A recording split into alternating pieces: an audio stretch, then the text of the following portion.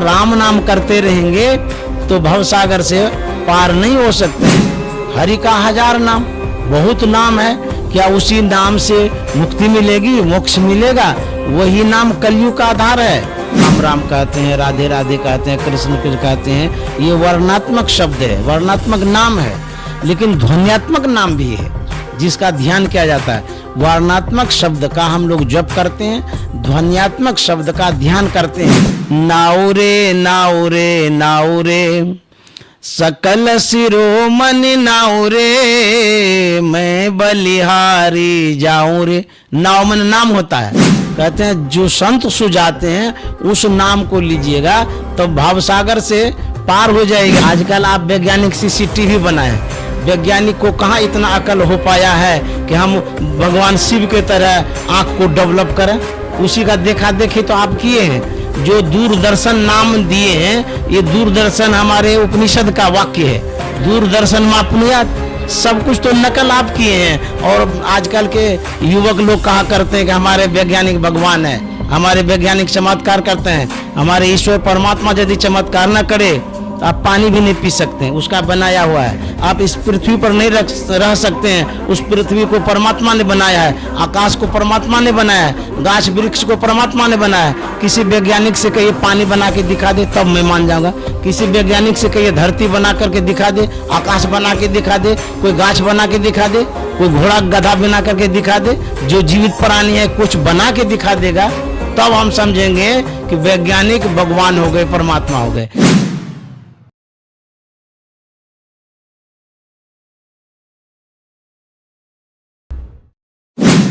महाराज जी, हमारे गुरुदेव महर्षि मेही परमहंस जी महाराज ने नाद अनुसंधान को मोक्ष का रास्ता बतलाया है। यह आम इंसान के लिए कितना संभव है और इसमें पहला कदम कैसे कोई इंसान ले? जी, जो संतमत की मूल साधना है, सार साधना, जिससे मोक्ष और मुक्ति होती है, ये नादानुसंधान है, जिसे सुरत शब्द योग भी कहते हैं, शब्द की खोज। तो इसके लिए सबसे पहले गुरु महाराज ने कहा है कि मानस जप करना होगा, उसके बाद मानस ध्यान, दृष्टियोग, तब नादानुसंधान है। मानस जप इसलिए कि हम जो मन को सूक्ष्म करना चाहते हैं, महीन करना चाहते हैं, अंतर्मुख करना चाहते हैं, विषय से मोड़ करके भीतर ले जाना चाहते हैं, क्योंकि मन का ही तो खेल है, मन को ही नाद में मिलाना है, क्योंकि मन उल्टे तब सूरत कहाँ है। मन परिवर्तित जब होता है, विषय से निर्विषय की ओर जाता है, यही सूरत में कन्वर्ट होता है, तब जाकर के नाद साधना में ये संलग्न होता है। तो मानस जप इसलिए जरूरी है कि मन को पहले समेटते हैं मोटे तौर पर, स्थूल रूप में, उसके बाद धीरे धीरे जब समेट में आता है फिर मानस ध्यान करते हैं। उस मानस ध्यान में जो रूप है उसमें मन को समेटते हैं, बहिर्मुख से अंतर्मुख करते हैं। उसके बाद दृष्टि योग की क्रिया करते हैं, दृष्टि योग में बिंदु ध्यान करते हैं। बिंदु ध्यान में विशेष रूप से मन में सूक्ष्मता आती है, महीनता आती है, मन अंतर्मुख होता है। उसके बाद शब्द सुनने की क्षमता हो जाती है। तो सर्वसाधारण के लिए यदि शुरू करेंगे, सरल भी है, सहज भी है और कठिन भी है। जैसे अभ्यास करेंगे तो सरल है, नहीं तो कठिन ही कठिन है। जब आप ध्यान करते हैं तो उस समय मन भागता बहुत है, तो बराबर कंटिन्यू ध्यान करेंगे, विशेष रूप से बैठ करके ध्यान करेंगे, तब जा करके आपका मन इस ओर आएगा। जो साधारण व्यक्ति है, जिसे समझ में कुछ भी नहीं आ रहा है, तो पहले उसको सत्संग करना होगा, सत्संग करके समझना होगा कि साधना क्या है। और साधना की जो पद्धति, जो प्रक्रिया है, सच्चे सद्गुरु से सीख करके करना होगा। आपने जो कहा सर्वसाधारण कर सकते हैं, इसमें संस्कार की भी आवश्यकता है। एक छोटा सा प्रसंग सुना देना चाहता हूँ। जब जापान से एक महिला आई, युकिको फ्यूजिता, गुरु महाराज को खोजते खोजते खोज ली। उसके बाद उन्होंने कहा कि मैं आपसे दीक्षा लेना चाहता हूँ। तो गुरु महाराज ने हरिद्वार बुलाया और वहीं पर उनको दीक्षा दिया। पहली बार युकिको फ्यूजिता ध्यान में बैठती है, बैठी तो कई एक घंटों तक बैठी रही। जब वो उठती है ध्यान करके तो पेपर पेन लेती है और अपने अनुभवों को उस पेपर में अंकित करती है। परमाराध्य सदगुरु महाराज को दिखाती है कि मुझे ऐसा ऐसा अनुभव हुआ है। तो गुरु महाराज बड़े प्रसन्न हुए थे कि बहुत अच्छा। तो गुरु महाराज ने पूछा था, आपने जो पहली बार साधना की आपको कैसा लगा? वो युकिको फिजिता कहती है, very easy and very hard, बहुत सरल भी और बहुत हार्ड भी लगा। इसी के लिए गोस्वामी जी ने कहा है, रघुपति भगति करत कठिनाई, कहत सुगम करनी अपार, जाने सो जई बनी आई। और गोस्वामी जी फिर कहते हैं, रघुपति भगति सुलभ सुखकारी, सर्वसाधारण आदमी के लिए भी सुलभ है और जो समझते हैं उसके लिए भी सुलभ है, जो नहीं करेंगे नहीं समझेंगे उसके लिए बहुत कठिन है और टफ है। इसीलिए नादानुसंधान पहले शुरू से, मानस जब से शुरू करेंगे करते करते तब जा करके नादानुसंधान सरल सहज सुगम होगा। इसको गुरु महाराज ने कहा है, बिंदु ध्यान विधि नाद ध्यान विधि, सरल सरल जग में प्रचार। ये तो सरल भी है लेकिन जो नहीं समझेंगे उसके लिए कठिन है। जी महाराज जी, आपने गोस्वामी तुलसीदास जी महाराज का जिक्र किया, उन्होंने 3 अवस्था छोड़ने की बात कही है, तजने की बात की है। महाराज जी वो क्या है? गोस्वामी जी ने कहा कि 3 अवस्था तजऊं, भजऊं भगवंत, मन कर्म वचन अगोचर व्यापक व्याप्य अनन्य। 3 अवस्था इसमें जो बतलाया गया है जीव की अवस्था है। जैसे जागृत अवस्था में जीव आंख में होता है, जैसे हम लोग अभी जगे हुए हैं तो हम लोग आंख में हैं। उसके बाद जब स्वप्नावस्था में जाते हैं तो कंठ में चले जाते हैं, जीव का बासा है।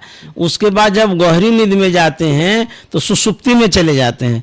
तो 3 स्थान हो गया, जीव की 3 अवस्था हो गई, जागृत की अवस्था, स्वप्न की अवस्था और सुषुप्ति की अवस्था। 3 अवस्था और 3 स्थान हो गया। तो कहते हैं ये जो 3 अवस्था है जीव की, तो आंख, कंठ और हृदय, इसमें रोज हम आते और जाते हैं। तो इसमें यदि आते हैं, जैसे मान लिया आंख में आ गए, उठने के बाद आंख में आ जाते हैं, तो जागतिक अवस्था में जगत से संबंधित व्यक्ति और वस्तु का ज्ञान होता है, जगदीश का ज्ञान नहीं होता है, संसार का ज्ञान होता है, विषय का ज्ञान होता है, बाह्य ज्ञान होता है। यहीं पर पिंड और ब्रह्मांड का जो मिलन स्थान है, जिसे आज्ञा चक्र कहते हैं, इससे ऊपर उठने के लिए कहते हैं। इसीलिए कहा था तजिए इसको, अर्थात पिंड से ब्रह्मांड में जाइए। ये जो आंख तक आते हैं इससे ऊपर उठने के लिए कहते हैं इन 3 अवस्था को छोड़िए। तजहूं तब भजऊं भगवंत, अर्थात चौथी अवस्था में जाएंगे, 10वां द्वार में जाएंगे, तब भगवान का भजन कर सकते हैं। अन्यथा आप 3 अवस्थाओं में रहेंगे, भगवान का भजन नहीं हो पाएगा। ये बाह्य भजन होगा, स्थूल भजन होगा, सगुण भजन होगा, मुक्ति नहीं मिलेगी, परमात्मा की प्राप्ति नहीं होगी। यही 3 अवस्था है, इससे ऊपर उठने के लिए कहा है।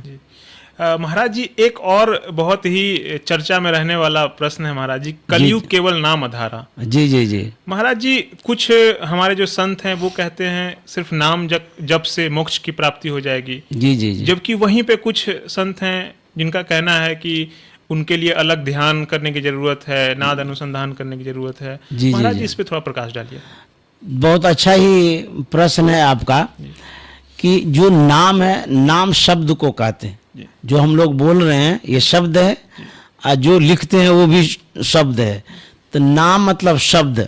तो जो शब्द है आप वर्णात्मक रूप से भी जपते हैं, जैसे राम राम कहते हैं, राधे राधे कहते हैं, कृष्ण कृष्ण कहते हैं, ये वर्णात्मक शब्द है, वर्णात्मक नाम है। लेकिन ध्वन्यात्मक नाम भी है जिसका ध्यान किया जाता है।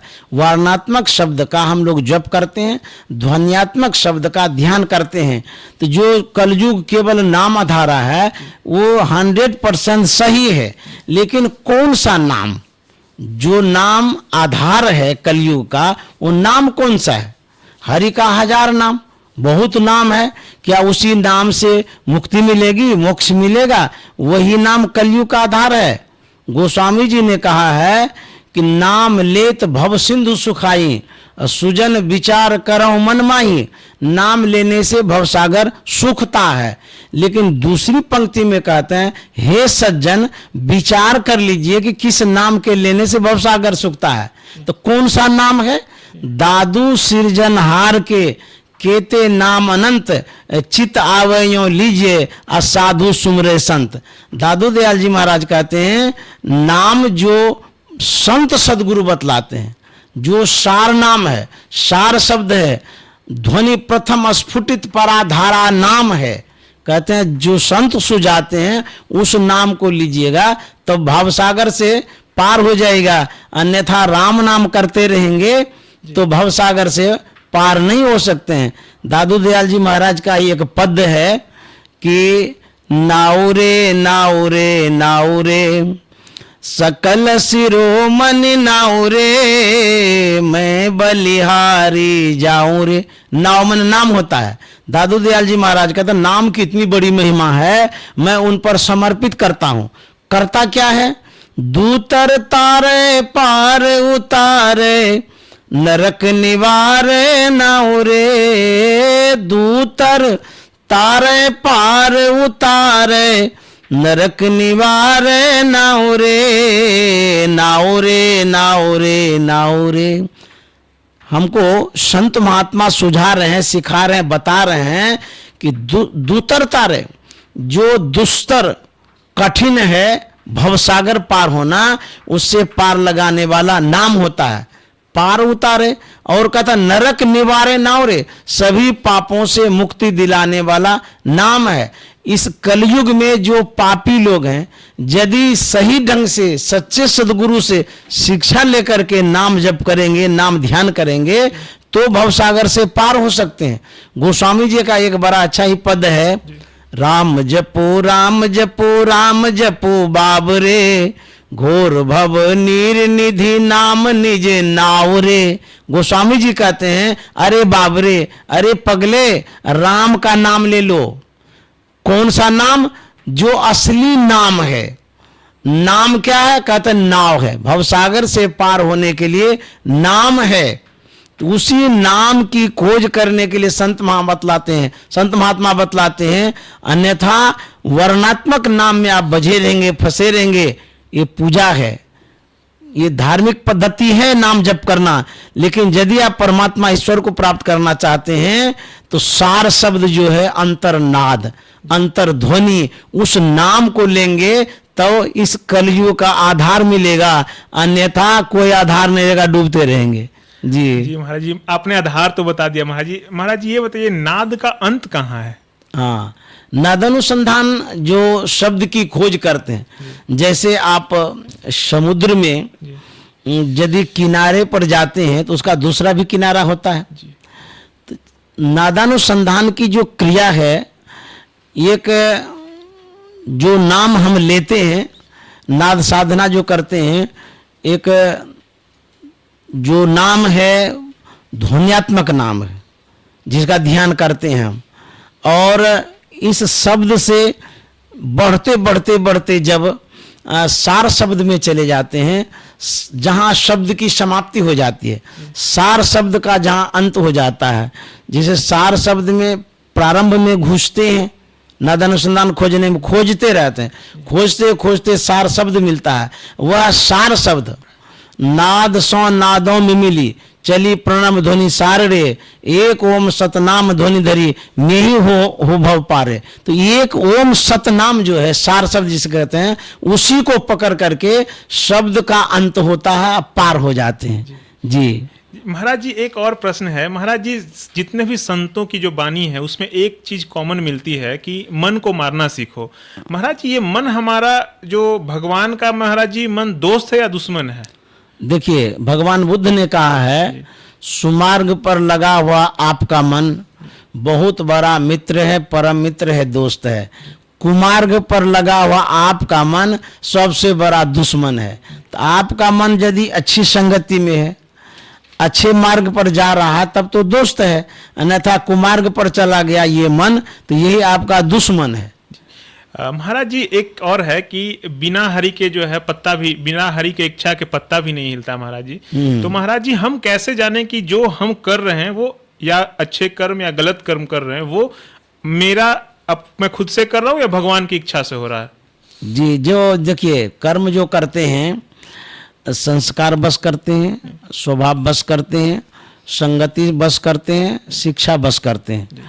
आप अभी स्टूडियो में इंटरव्यू ले रहे हैं, कहीं ना कहीं आप सीखे हैं, किसी की संगति ऐसी हुई होगी, आपने शिक्षा प्राप्त किया, आप तो इंजीनियर हैं, आपके मन मस्तिष्क में जो उपजी हुई बात है ये संस्कार है आपका, आपके संस्कार ने खींच करके स्टूडियो तक लाया है और हमको भी आप लाए हैं। तो संस्कार भी काम करता है, शिक्षा भी काम करती है, संगति भी काम करती है। तो इस तरह से सब मिला जुला करके हम इस कार्य में संलग्न होते हैं जो हमारा कर्म है। तो पत्ता तो नहीं हिलता है ईश्वर के बिना, लेकिन जो कर्म करते हैं उसी कर्म के अनुरूप पत्ता हिलता भी है, डोलता भी है। जैसे आप के सामने में थाली में परोसी हुई है सामग्री, भात है, दाल है, सब्जी है, आप ईश्वर के भरोसे आप रहिए कि जब उनके बिना पत्ता नहीं हिलता है तो वो भात हमको उठा करके मुंह में दे देगा। आशी में रहिए, देखिए आपके मुंह में आता है, कर्म तो करना पड़ता है, हाथ से उठा करके मुंह में लेते हैं। यहाँ तो आपके द्वारा पत्ता हिला, भात उठाने का काम हुआ। लेकिन ऐसा भी बात सत्य है कि जो ईश्वर है, सर्वव्यापक है, उनकी सत्ताएं हैं, उनकी सत्ताओं के द्वारा ये संसार संचालित होता है। लेकिन जो क्रिया है, जो कर्म है, व्यक्ति के द्वारा होता है। उस कर्म के द्वारा आपकी गति दुर्गति दोनों होती रहती है। जी महाराज जी, आज का जो युवा वर्ग है वो विज्ञान के हवाले से महाराज जी ईश्वर को सिरे से नकार देता है। महाराज जी, महाराज जी, उन युवाओं को अगर हम कहते भी हैं कि ईश्वर हैं तो वो मानते ही नहीं हैं। महाराज जी, उनके लिए क्या कहना चाहेंगे महाराज जी? जो युवक हैं वो ईश्वर को नहीं मानते हैं जी, विज्ञान के हवाले से जो है वो सिरे से नकार देते हैं। विज्ञान के विकास को देख करके, प्रगति को देख करके, आज जो विज्ञान आगे बढ़ा है, डेवलप किया है, उसमें चमत्कार जैसा दिखता है। लेकिन हम उस युवक से पूछना चाहेंगे, आपके शरीर में डॉक्टर लोग जांच करते हैं, हड्डी फ्रैक्चर होता है, पेट के भीतर में भी जांच होता है, तो हम ये कहना चाहेंगे कि आपके अंदर में मन है ना, सब कोई जानते हैं ना मन है, तो डॉक्टर को कहिए कि आपको ट्रिपल फीस देंगे, थोड़ा मन का एक्सरे लेके बता दीजिए। अच्छा, मन है कि नहीं है? जी बिल्कुल। यदि वो बता देगा तब हम समझेंगे कि आपका विज्ञान जो है ना डेवलप किया हुआ है। नहीं तो हमारा अध्यात्म डेवलप है। हमारे ऋषि मुनि ने जो शोध किया, जो खोज किया है, इस शरीर में ध्यान के द्वारा बॉडी के अंदर में ईश्वर है, परमात्मा है, सुख है, शांति है, इसमें बहुत स्पेस है। लख लख आकाशा लख लख पताला, एक एक लाख इसमें आकाश पताल है। वो लड़का हमको बता सकता है वैज्ञानिक के आधार पर 1 लाख आकाश में घुस कैसे गया, हमको वो बता सकता है? नहीं बता सकता, उसमें क्षमता नहीं है। लेकिन है वो आकाश, कैसे स्पेस इसमें इतना आ गया है। एक टीवी है आपके पास या मोबाइल है, 5 इंची का स्क्रीन का होगा मोबाइल, उसमें जब ऑन करते हैं, कोई समाचार देखते हैं, तो उसमें जो स्क्रीन है स्लाइड करते हैं, ऊपर करते हैं, तो वो जो स्लाइड करते हैं वो कहाँ से आ रहा है? वो भीतर से घुस रहा है, आ रहा है, कहीं कहीं वैज्ञानिक सेट किया है। छोटा सा मोबाइल है, उसमें हाथी घोड़ा सब कुछ दिखता है, पहाड़ पठार मैदान, इंडिया, इंग्लैंड, थाईलैंड, अमेरिका सब घुसा हुआ है ना ऐसा? तो आप कहेंगे तो भौतिक वैज्ञानिकों का चमत्कार है कि थोड़े से मोबाइल में इसको घुसा दिए हैं। लेकिन हमारे जो परमात्मा ईश्वर हैं उसमें बहुत बड़ा चमत्कार है कि 3.5 हाथ के शरीर में पूरा ब्रह्मांड घुसा दिया है। सब चीज इसमें है, लेकिन खोजेंगे तब मिलेगा, ध्यान करेंगे तब मिलेगा। ज्ञान संकलन तत्व में लिखा हुआ है, देहस्था सर्व विद्या स्व, देहस्था सर्व देवता, देहस्था सर्व तीर्थानी, गुरुवाक्य नव्यते। ये ज्ञान संकलन तत्व में झूठी बात नहीं है। इस देह में स्थित सब विद्या है, सब देवता है, सब कुछ विराजमान है। लेकिन सकल दृश्य निज उदर मेली, सोवे निद्रा तय जोगी, सोई हरिपद अनुभव परम सुख, अतिशय द्वैत वियोगी। पूरा ब्रह्मांड दिखेगा, लेकिन जो योगी होगा उसको दिखेगा, क्योंकि योगी डेवलप करते हैं दृष्टि को। बिंदो मनोलयं कृत्वा दूरदर्शन मापनुयात, नादे मनोलयं कृत्वा दूर श्रवण कारणम। जो बिंदु ध्यान है, यदि बिंदु में मन को ले करते हैं तो दूर दर्शन प्राप्त होता, पूरा सब कुछ देखने की आप में क्षमता हो जाती है। और जो नादानुसंधान करते हैं, सब कुछ सुनने की क्षमता हो जाती है। इस पृथ्वी के नीचे क्या है वैज्ञानिक को पता नहीं चल रहा है। मशीन लेकर के जांचते रहते हैं, यहाँ कोयला है, यहाँ सोना है, यहाँ हीरा है, लेकिन संत महात्मा सिर्फ ध्यान करते हैं, ध्यान करके जान जाते हैं कि पृथ्वी में कहाँ क्या है। इतना डेवलप किया हुआ है हमारा अध्यात्म। आप उदाहरण ले लीजिए